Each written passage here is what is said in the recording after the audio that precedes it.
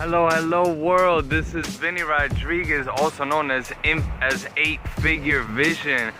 I'm here to share with you today the next in, as promised as always, the next in our vast book series. It is the book, The Winner Effect, guys. The Winner Effect. This is by Ian H. Robertson. You can't see the actual title because I borrowed it from the library, so they put this label over it. But it's called The Winner Effect, and it's by Ian Robertson. This guy is a genius. I mean, he's written dozens of books. I want to say, only 250 scientific articles in leading journals. 3 books on the mind. Very interesting guy. He's a neurologist. I want to say neuroscientist. Sorry about that.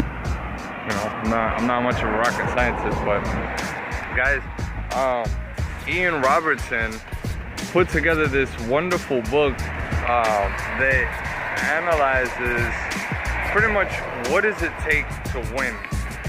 What is it that distinguishes people that succeed and people who fail. You guys know I love these type of books.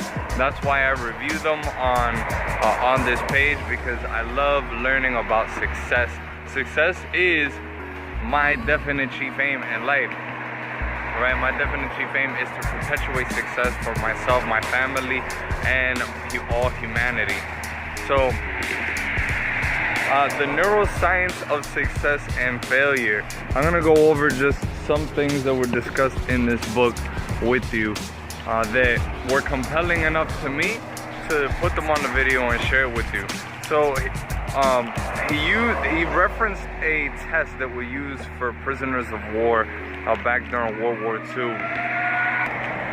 And the reason that he referenced this book is because this study that was done with the prisoners of war was because it showed it showed how people handled pressure, right? How these prisoners of war were able to handle stressful moments. So it was called the Siri test, and it actually puts the test in the book in the form of questions that you can answer in the book, right?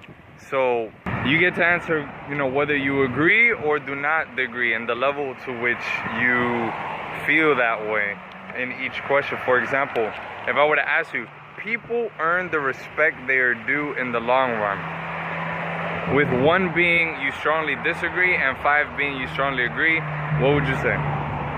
Most people don't realize how much control they have over their own fate. 0 to 5. How hard I work is the main determinant of my exam results. 0 to 5. Persist long and hard enough and your assets will be recognized. 0 to 5. So I scored pretty well on this. I pretty much gathered that I'm pretty high on the scale, and he analyzes in here, says that what that pretty much means is that the people who scored the highest were more able to, so it pretty much shows that you are much more likely, or much less likely, sorry, I'm reading the text here, you're much less likely to have yielded to intense mental and physical pressures back then of the regime, right? But this can apply to anything today, right? So I would suggest you Google Siri test, is SERE, all caps, and find out where you score, but pretty much how likely are you to fall into pressure and stressful situations, right? This increases, he said that if he scans your brain while you're doing this test, it will show, right, if you ended up being more likely to yield under intense mental and physical pressure, it will show higher levels of cortisol in your brain, right, which would make sense. So what does that say about success and failure? It says that success requires an intelligence in regards to stress. It regards a discipline in regards to stress. How well can you handle stressful situations? Do you crack with any little thing that bothers you? right? Think about that in your family, right? Think about maybe the last time you're on the dinner table. How many minutes did it take before you finally just cracked and you said no? Like you disagree or there was an argument, right? Can you boost that tolerance meter next time maybe? And hold and find a way to handle the situation that's not gonna increase stress? That's my challenge to you. He talks about power a lot in this book, right? Power being the sense that the friendship that Bill Clinton had with the royal authority at the time. That he felt someone betrayed when the situation with Monica Lewinsky happened because the royal authority, the person who was prince at the time, I want to say, in England, could not support him in his favor at the time, right? But that's a man of position and power, right, that jeopardized his situation. So he talks about the relationship between sex and power, and that studies have shown, right, that people in power have also scored strongly and have also shown physiological traits that show that those people in power are also people who are highly sexually active. Like Genghis Khan, for example, they spoke of Genghis Khan, right? That there was someone who was the great, like et cetera, great to the 40th power grandson of Genghis Khan. What does that say, right? Almost everyone on this planet knows Genghis Khan, right? So like, and if you don't, Google's your best friend, right? Just sometimes, because even Google's not really that accurate, but it's a good source of information. You can go out there and search it. But everybody knows Genghis Khan, right? So Genghis Khan, like, having that much lineage in his family, right, 40 degrees ago, really shows, right, well, man of power, man of sex, right, that there's that much that has happened in his family time after time, generating so many generations, right?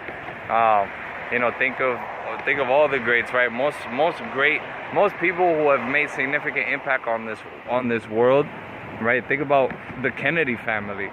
Think about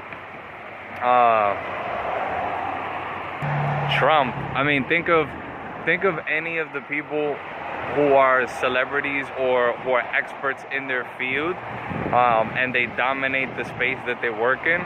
Most of those people are highly sexed as well, right? So they say that there's an equal proportion there of relationship power and sex. I mean, it goes as primitive as we can imagine, right? I mean, in a way, having a mate showed dominance, right? It showed conquering and winning. So that was another thing he said. But another thing he talked about was, and I'll leave you guys with this, was really the science of this, guys. Winning is not just like this thing that we think of. It's something that is physiological. It's something in our genetic code, but it's also something in our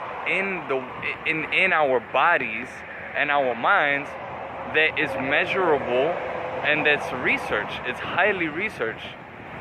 So with that information, right, we can prove that winning is only a matter of how your body is responding to its environment, right? He talked about how they did these tests where they found receptors in the brain of individuals that showed that the receptors would actually be highly accentuated when you won, when people had actually won these games. They put a study of a dozen people in a room, and each one of them, they conducted these games, right? And every time they won, receptors in their brain went off, showing that they were heightened, those receptors, right? What do those receptors mean? Those receptors just show that when we win, we turn something on in our bodies, right? So what if you can win more, right? That adrenaline or that sort of sense of fulfillment, then what you will do is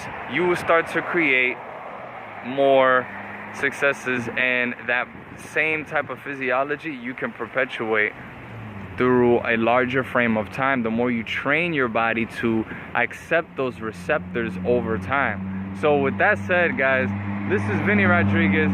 Again, just highlighting some points from the book, The Winner Effect by Ian Robertson. This book, I'd give it a 5. I give this book a 5 out of 8. And yes, until next time, and I will see you peace and prosperity until our next book. Bye.